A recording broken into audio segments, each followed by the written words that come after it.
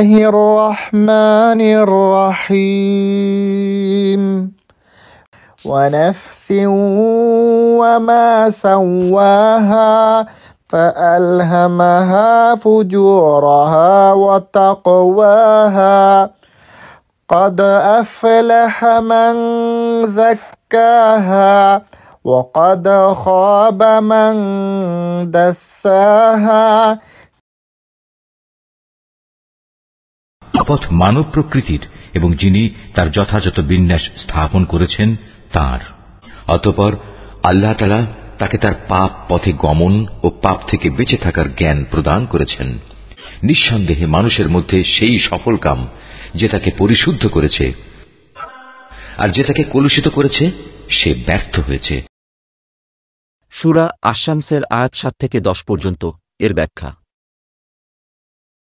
আল্লাহ তাআলা আমাদেরকে সৃষ্টি করেছেন, এরপর আমাদের অন্তরকে ভালোমন্দ সৎকর্ম অসৎকর্মের জ্ঞান দান করেছেন। এখন যে ব্যক্তি নিজেকে পরিশুদ্ধ করে সৎকর্ম করে তার জন্য রয়েছে সফলতা। পক্ষান্তরে যে ব্যক্তি নিজেকে পাপ পঙ্কিলতার মাধ্যমে কলুষিত করবে সে হবে ব্যর্থ এবং তার জন্য ধ্বংস অনিবার্য। মহান আল্লাহ তাআলা মানুষের নফস বা অন্তর সৃষ্টি করেছেন, অতঃপর অন্তরে অসৎকর্ম ও সৎকর্ম উভয়ের যোগ্যতা রেখেছেন, কিন্তু তাকে কোনো একটি করতে বাধ্য করেননি, বরং তাকে উভয়ের মধ্য থেকে যে কোনো একটি করার ক্ষমতা দান করেছেন। এই ক্ষমতার ব্যবহারের জন্যই সে পুণ্য অথবা আযাব ভোগ করবে।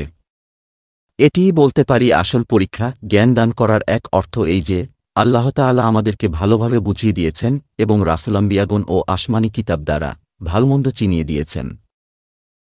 এই কথাটি কুরআনের অন্যত্র এভাবে বলা হয়েছে, আর আমরা ভালো ও মন্দ উভয় পথ তার জন্য সুস্পষ্ট করে রেখে দিয়েছি। সূরা আল বালাদ আয়াত ১০। আবার কুরআনে কোথাও বলা হয়েছে, আমরা তাদেরকে পথ দেখিয়ে দিয়েছি, চাইলে তারা কৃতজ্ঞ হতে পারে, আবার চাইলে হতে পারে অস্বীকারী। সূরা আল ইনসান আয়াত ৩।